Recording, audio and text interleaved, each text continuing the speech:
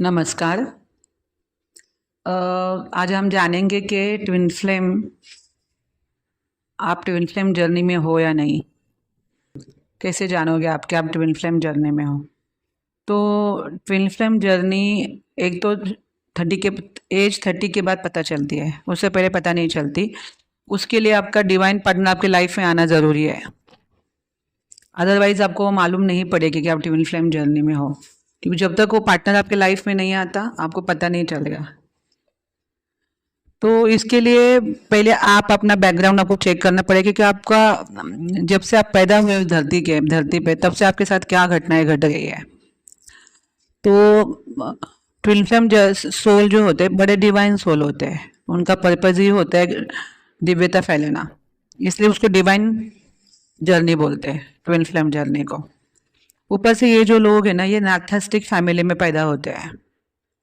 Universe उनको पहले से ही ऐसे रखते हैं कि वो किसी के प्रति अटैच ना हो ज़्यादा, और ये होते हैं बड़े अंदर से दयालु, ये हर किसी के प्रति अटैच होना चाहते हैं। इसके लिए उनको नार्सिसिस्टिक फैमिली में डाला जाता है, क्योंकि उनकी एनर्जी लविंग एनर्जी होती है।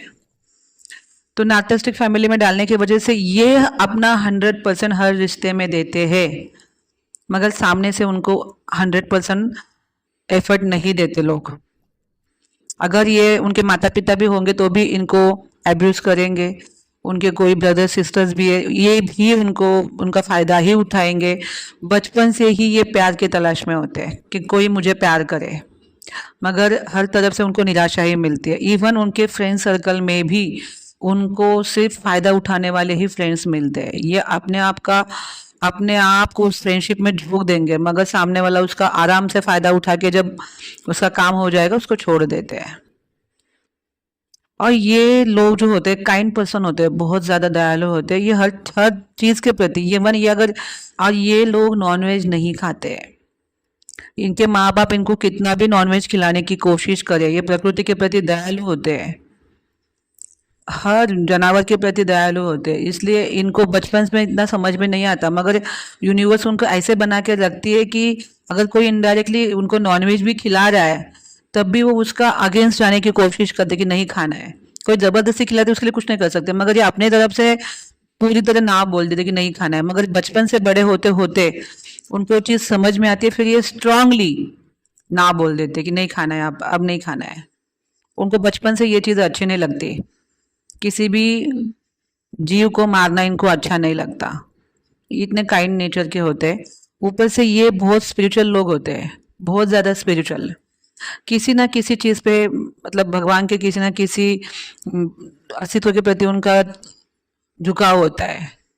ये कुछ मेडिटेशन ही करेंगे, कोई नाम जप ही कर सकते हैं, कोई मंत्र चैंटिंग, मतलब बचपन से इनको कुछ ना कुछ भगवान की एक्टिविटीज़ करना अच्छी लगती है। उनको मालूम होता है कि कोई एक सुपर पावर है जहाँ मुझे जाना है, मैं यहाँ का नहीं हूँ। और ये हर चीज़ में वो अपना लव वाला पार्टनर ढूंढते हैं हर इंसान में, कि शायद ये मुझे उस तरह का प्यार दे सकता जिस तरह मैं डिजर्व करता हूँ, मगर उनको उस तरह का प्यार नहीं मिलता। कार्मिक पैटर्न इनकी ज़िंदगी में बहुत ज़्यादा आ जाते हैं, इतने कार्मिक पैटर्न आते हैं कि ये कार्मिक इनको पूरा लाइफ का लेसन दे के जाते हैं। मगर उनके लाइफ में भगवान जी बीच बीच में अच्छे लोग भी भेजेंगे जिससे इनको अवेयरनेस आ जाए। कोई अच्छे फ्रेंड्स भेजेंगे, कोई अच्छा टीचर भेजेंगे, जिससे उनको पता चलता है कि भाई मेरे लाइफ के साथ हो क्या रहा है। उनको पूरी तरह अकेले नहीं करते, कोई ना कोई उनको हाथ देने वाला भगवान भेजता ही रहता है, और वो हाथ पकड़ के वो लोग मदद लेते हैं उसकी। अगर जब तक वो पार्टनर नहीं आता तब तक ये लोगों के साथ बहुत सारा कार्मिक पैटर्न लगा होता है। इनकी शादियां भी हो जाती है किसी किसी के साथ, कार्मिक पैटर्न के साथ ही होती है। और मुश्किल से ये लोग समझ पाते कि वो ट्विन फ्लेम जर्नी में है, क्योंकि ये बड़े धार्मिक होते हैं, संस्कारी होते हैं, और प्रकृति के नियम को फॉलो करने वाले होते हैं। इसलिए अगर उनके लाइफ में कोई पार्टनर भी, किसी के साथ शादी भी उन्होंने की है, बड़े ही ऑनेस्ट रहते हैं उसके साथ, हर तरफ से वो रिश्ता निभाने की कोशिश करते हैं। इनकी कुछ अपने लाइफ के रूल्स और रेगुलेशन होते हैं जो अपने लाइफ में लागू करते हैं। ये लोग बड़े ही अपने हिसाब से कायदे से चलने वाले लोग होते हैं। जो पति है या पत्नी है उसके साथ बड़े ऑनेस्ट होते हैं, घर के लोगों का भी जिम्मेदारी अच्छे से निभाते हैं, माँ बाप की हो, सास ससुर की हो, हर रिश्ते में अपना 100% एफर्ट देते हैं और पूरी पूरी निभाने की कोशिश करते हैं। अपने रूल्स और रेगुलेशन के दायरे के अंदर ही जिंदगी जीते हैं। ये उनका लाइफ का पूरा फंडा होता है। इनका सारा जो लाइफ का रूल्स और रेगुलेशन का जो पैटर्न है वो कब टूटता है? जब इनके लाइफ में उनका डिवाइन पार्टनर आता है। और जब वो पार्टनर उनके लाइफ में आता है तभी उनके वुंड्स और ट्रिगर्स, उनका कर्मा जो भी है ये भयंकर तरीके से बाहर आना शुरू हो जाता है। और बहुत बड़ा जो बोलते कि पेनिंग में चले जाते अगर वो पार्टनर के साथ उनका लगा हो गया। और डिवाइन पार्टनर जब सामने आता है तो उनको धक्के लगने शुरू हो जाते हैं। जिन लोगों के साथ उन्होंने ज़िंदगी जी है उनके सारे मुखौटे उतर जाते हैं। जिसके साथ शादी की उसका भी मुखौटा उतरता कि इसने मेरा तो पूरा फ़ायदा उठाया, माँ बाप ने भी मेरा फ़ायदा उठाया, सास ससुर हो, कोई भी रिश्ता हो उसमें वो हर तरफ से देखते हैं कि इन सभी ने उनका कभी ना कभी फ़ायदा उठाया है और उनको अपने तरीके से ज़िंदगी नहीं जीने दी। और फिर इनका पेनिंग शुरू हो जाता है, क्योंकि जो पार्टनर जब उसके सामने आता है वो आता ही है उसको जगाने के लिए। और जगाने का मतलब नींद से जागना थोड़ी इजी थोड़ी होता है। तो यहाँ तो सोल को जागृत करना है कि भाई तेरी आइडेंटिटी क्या है, तो क्यों आया है इधर, तेरा यहाँ पे तू क्या घर घर खेलने आया है, तेरी कोई और भी ड्यूटी है, तो यहाँ का है नहीं। तो ये सब अगर उसको मालूम करना है तो उसको पहले तो जागाना पड़ेगा, उसको जो उसके इर्द गिर्द जो कंडीशन है उसको रूबरू करना पड़ेगा, तब जाके इसको जागृति आने के।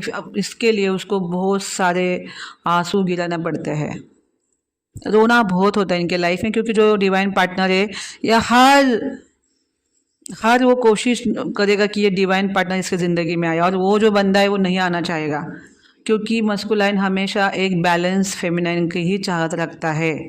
उसको इनबैलेंस फेमिनाइन अच्छी नहीं लगती और फिर वो उसको भयंकर वाला ट्रिगर करता है और झगड़े होते हैं, फिर वापस सेपरेशन में जाना पड़ता है। इसलिए ट्विन फ्लेम जर्नी में अपने ऊपर बहुत काम करना पड़ता है। हर कोई यही बोलता है, मगर करना क्या है उसको किसी के पास सही आंसर नहीं है। सीधा सीधा परमात्मा को पकड़ना है, ये कोई नहीं बताता, सबको अपनी दुकान चलानी है। मैं हमेशा बोलती हूँ कि जब तक आप परमात्मा से ये लोग नहीं जुड़ेंगे ये लोग बैलेंस नहीं होंगे। इनका यूनियन भी परमात्मा करवाता है, क्योंकि ये पर्पस लेके आए हैं नीचे, और पर्पस अगर उनको पूरा करना है तो ये घर घर नहीं खेल सकते। इनको जागृत होना पड़ेगा, समाज को ठीक से देखना पड़ेगा, जीवात्माओं के प्रति दयालुता आने लानी पड़ेगी। इसलिए इनका नेचर ही काइंड नेचर होता है। जब ये बैलेंस भी होते हैं तभी प्रकृति के प्रति, धरती के प्रति, सबके प्रति इनके मन में दया होती है। खास करके छोटे बच्चे, माता बहनें, प्रकृति में जो पेड़ पौधे हैं, जो भी मतलब प्रकृति को बैलेंस करेगा वो हर चीज़ के प्रति ये समर्पित रहते हैं।